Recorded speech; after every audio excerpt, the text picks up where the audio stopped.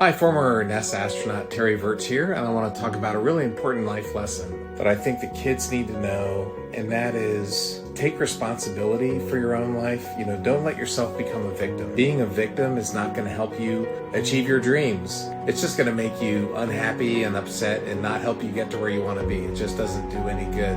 It's kind of like guilt. There's no sense always having guilt. Those feelings don't actually help you. There's a speaker that we had when I was in the Air Force as a fighter pilot. His name was Cleve McClary, and he told the story of how when he was in Vietnam as a young lieutenant, newly married. He was over there. A hand grenade came in their foxhole. One of his Marines jumped on the hand grenade. Of course, he died, but saved all of his fellow Marines. But there was still some shrapnel that completely disfigured. He was mangled. His face was mangled.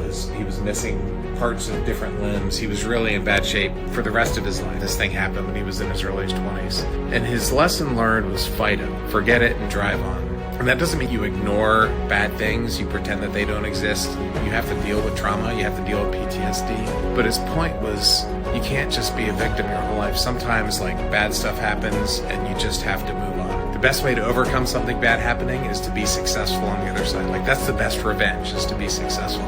So don't let yourself get bogged down in negative circumstances or negative thinking. Use it to make you stronger. Use it to grow in your power. Just say, man, if it doesn't kill you, it's going to make you stronger. And that's the attitude that you have to have. It's worked for me in my life. Since I've left NASA a few years ago, I've been working on a bunch of different film and TV projects and written a few books.